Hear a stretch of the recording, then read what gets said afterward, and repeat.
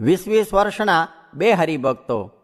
સ્વામિનારાયણ હરે સંવત 1885ના પોષ સુધી બીજને દિવસ શ્રીજી મહારાજ શ્રી ગઢડા મધ્યે દાદા ખાચરના દરબારમાં મેડીને આગળ ઓટા ઉપર ઢોળિયો ઢળાવીને રાત્રિને સમયે વિરાજમાન હતા ને સર્વ શ્વેત વસ્ત્ર ધારણ કર્યા હતા ને પોતાના મુખારવિંદની આગળ સાધુ તથા દેશ દેશના હરિભક્તની સભા ભરાઈને બેઠી હતી. પછી શ્રીજી મહારાજે શુકમુનિને પ્રશ્ન પૂછ્યો છે. 2 સત્સંગી છે, તેની અવસ્થા 20 વર્ષની છે તથા બેને નિશ્ચય, હેત, ભક્તિ, વૈરાગ્ય, ધર્મ તે બરોબર છે અને તેમાંથી એકને તો પ્રારબ્ધ યોગે કરીને પરણીને સ્ત્રી મળી ને એકને ન મળી ને સાંખ્ય યોગી રહ્યો ને એને પણ પરણ્યાની તો ઈચ્છા હતી પણ મળી નહીં. ત્યારે એ 2 જણને તીવ્ર વૈરાગ તો પ્રથમથી જ ન હતો, માટે વિષય ભોગમાં બેયની તીક્ષ્ણ વૃત્તિ હતી. તે તીક્ષ્ણ વૃત્તિ ઓછી તે ગૃહસ્થ થયો તેની થાય કે સાંખ્યયોગીની થાય તે કહો. અને વેદ તો એમ કહે છે જેને તીવ્ર વૈરાગ્ય હોય તેને બ્રહ્મચર્યપણા થકી જ સંન્યાસ કરવો ને જેને મંદ વૈરાગ્ય હોય તેને વિષય ભોગની તીક્ષ્ણતા ટાળ્યાને અર્થે ગૃહસ્થાશ્રમ કરવો ને પછી વાનપ્રસ્થ થવું ને પછી સંન્યાસ કરવો. માટે વિચારીને ઉત્તર કર્યો. પછી શુકમુનિએ એનો ઉત્તર કરવા માંડ્યો પણ થયો નહીં. પછી શ્રીજી મહારાજે એનો ઉત્તર કર્યો છે, એ ગૃહસ્થાશ્રમી સારો ને બીજો જે સાંખ્યયોગી તે ભૂંડો. કેમ જે એને તીવ્ર વૈરાગ્ય નથી, માટે એણે વિષયને તુચ્છ ને અસત્ય જાણ્યા નથી, તેમ કાંઈ પોતામાં આત્મનિષ્ઠાની પણ દૃઢતા નથી. તે સારું, એ સત્સંગથી બહાર જાય ને વિષયનો યોગ થાય તો બંધાઈ જાય ને જો વિષયનો યોગ ન થાય તો સત્સંગની પાછી લાલચ રાખે ને સત્સંગમાં આવે. અને જે ગૃહસ્થ છે તેને 6 મહિને સંતના દર્શન થાય તો પણ સમાસ રહે. માટે મંદ વૈરાગ્યવાળાને ત્યાગ કરવો એ ઠીક નથી. ત્યાગ તો તીવ્ર વૈરાગ્યવાળાને કરવો તે ઠીક છે. અને મંદ વૈરાગ્યવાળો ત્યાગ કરે તો એનો ત્યાગ દેહ પર્યંત નભે નહીં. વર્ષે, 2 વર્ષે, 10 વર્ષે તેના ત્યાગમાં વિઘ્ન જરૂર પડે. ત્યારે શુકમુનિએ આશંકા કરી છે, હે મહારાજ, એ મંદ વૈરાગ્યવાળો ત્યાગી છે. તે સંત થકી ભગવાનના મહાત્મ્યની વાત સાંભળે ને પછી પોતે મનમાં વિચાર કરે તો શું એને તીવ્ર વૈરાગ્ય ન આવે? અને પ્રથમથી જ તીવ્ર વૈરાગ્ય તો કોઈકને પ્રારબ્ધ યોગે કરીને હશે. અને બહુધા તો એમ પ્રત્યક્ષ દેખાય છે જે આને વૈરાગ્ય ન હતો ને પછી થયો, ત્યારે એનું કેમ સમજવું? પછી શ્રીજી મહારાજ બોલ્યા છે, એનો તો એમ ઉત્તર છે જે પોતાને વિચારે તથા કોઈ રીતે તીવ્ર વૈરાગ્ય થાય નહીં. અને જો ધર્મ, જ્ઞાન, વૈરાગ્ય, ભક્તિ એ 4 ગુણે કરીને સંપન્ન એવા જે મોટા સાધુ તેની સાથે એને અતિશય હેત થાય જેમ ભગવાનની સાથે હેત થાય છે, ત્યારે તો તે જુએ, સાંભળે, બોલે ઇત્યાદિ જે ક્રિયાને કરે તે પોતાને જે મોટા સંત સાથે હેત છે તેની મરજી પ્રમાણે જ કરે. પણ મરજી ન હોય તેવી કોઈ ક્રિયા કરે નહીં. અને તે સંતની મરજીથી બહાર વર્ત્યામાં તેના મનને વિશે નિરંતર ભય વર્તે છે. જો હું એમની મરજી પ્રમાણે નહીં વર્તું તો એ મારી સાથે હેત નહીં રાખે. તે સારું, નિરંતર તેની મરજી પ્રમાણે વર્તે. માટે જો એવું સંત સાથે હેત થયું હોય તો વૈરાગ્ય ન હોય તો પણ એનો ત્યાગ પાર પડે. અને જુઓ ને, આપણા સત્સંગમાં બાઈ, ભાઈ, પરમહંસ એ સર્વેને અમારી ઉપર હેત છે. તો મોટેરી 2-3 બાઈઓ છે તે બરોબર બીજી સર્વે બાઈઓ વર્તમાન પાળે છે. કેમ જે એ મનમાં એમ જાણે છે જે જો અમે ખબરદાર થઈને વર્તમાન નહીં પાળીએ તો મહારાજનું હેત અમારી ઉપર નહીં રહે ને કુરાજી થશે. તથા પરમહંસમાં પણ એમ છે. તથા બીજા જે સત્સંગી તથા બ્રહ્મચારી તથા પાળા એ સર્વેમાં પણ એમ છે. તથા દેશ દેશના હરિભક્ત બાઈ ભાઈ છેટે રહ્યા છે તે પણ વર્તમાનમાં ખબરદાર વર્તે છે. અને એમ જાણે છે જે જો આપણ સારી પેઠે નહીં વર્તીએ તો મહારાજ કુરાજી થશે. માટે અમારે વિશે હેતે કરીને બંધાણા થકા સર્વે ધર્મમાં દૃઢપણે વર્તે છે.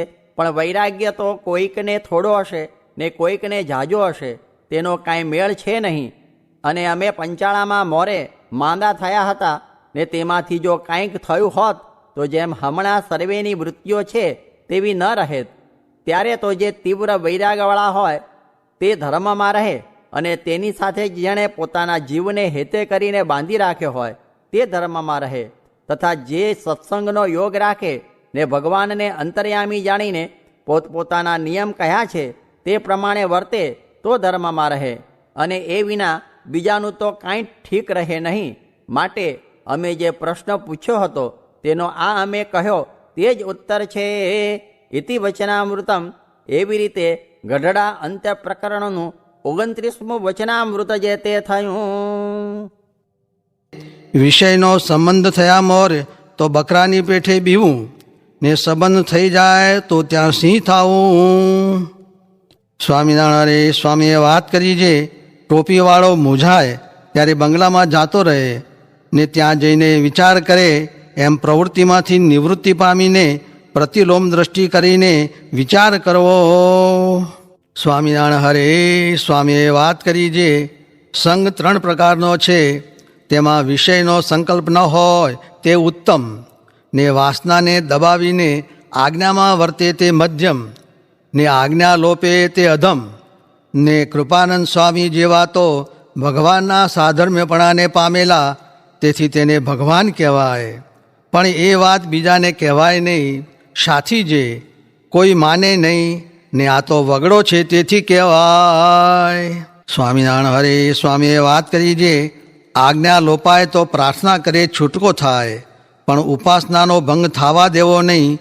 તે આજ્ઞાનું આકરું પ્રકરણ હોય ને કહેશે જે ગિરનાર સોંસરા નીકળી જાઓ તો એ આજ્ઞા પડે તેવી નથી, પણ આજ્ઞા માનીને ગિરનારને જઈને માથું અડાડવું, પછી માગ થાય તો સોંસરું નીકર માથું અડાડી બેસી રહેવું, એટલે ભગવાન રાજી થાય. સ્વામિનારાયણ હરે સ્વામીએ વાત કરી છે, ઘર વેચીને ભગવાન ભજવા, કારણ કે દેહ મૂકીને પછી ઘરમાં કોણ રહેનારું છે.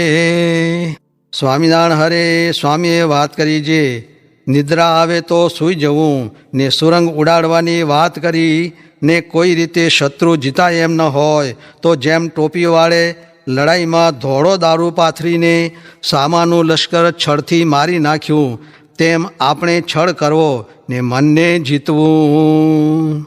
સ્વામિનારાયણ હરે સ્વામીએ વાત કરી છે, બીજું એ જે સારા સાથે જીવ બાંધવો, કેમ જે કહેનારા કોઈ ન મળે ત્યારે એ કરવું ને સુખ્યા રહેવું, ને પોતાની ખોટ કહેવી, ને જે ન સૂઝતી હોય તેઓને કહેવું છે, હુંમાં જે વાતની ખોટ હોય તે દયા કરીને તમે કહેજો, એમ રોજ કહેવું, કાં 8 દિવસે, કાં 15 દિવસે, કાં મહિને તો જરૂર કહેવું, કાં જે મહિને તો જરૂર કોઈક ભેગ થઈ જાય.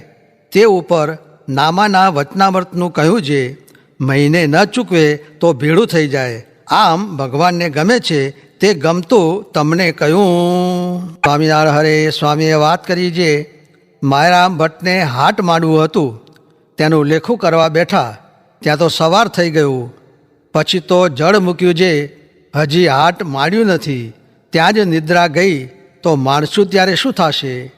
માટે એ તો દીર્ઘદર્શી, એટલે વિચારીને એ માર્ગે ન જ ચાલ્યા.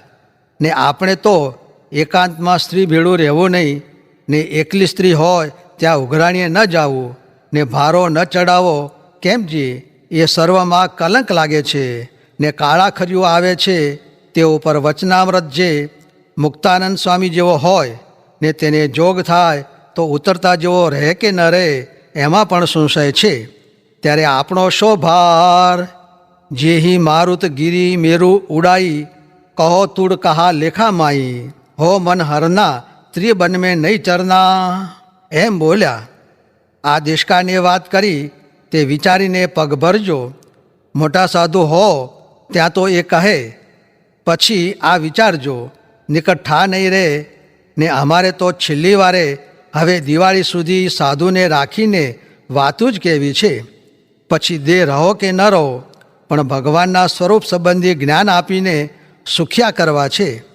ત્યાગ કરે એ ત્યાગી કહેવાય. ને જેણે પદાર્થ રાખ્યા તે મોટા મોટામાં પણ છિદ્ર ઉઘાડા થયા ને રૂપિયા નીકળ્યા. તે માટે ધર્મામૃત, શિક્ષાપત્રી ને નિષ્કામ શુદ્ધિ એ 3 ગ્રંથ પ્રમાણે રહેવું ને પાળવું. આ તો કોણ જાણે કેમ રહેવાનું છે.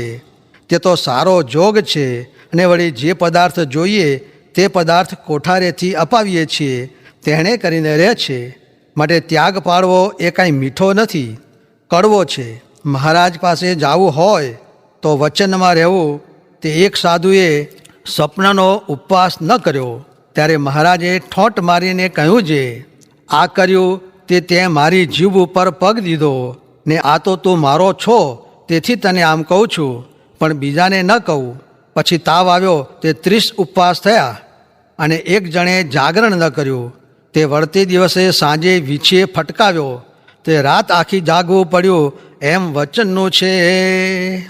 સ્વામિનારાયણ હરે. સ્વામીએ વાત કરી છે, મોરે ઝાઝા માણસ મંદિરમાં નહીં, એટલે હું બાજરો જેટલો કહે તેટલો ઘોડાસારું આપવા ગયો ત્યારે એક જણે કહ્યું છે, સાધુને લોભતો જો, પોતાને હાથે બાજરો દે છે પણ કોઈને આપવા દેતા નથી.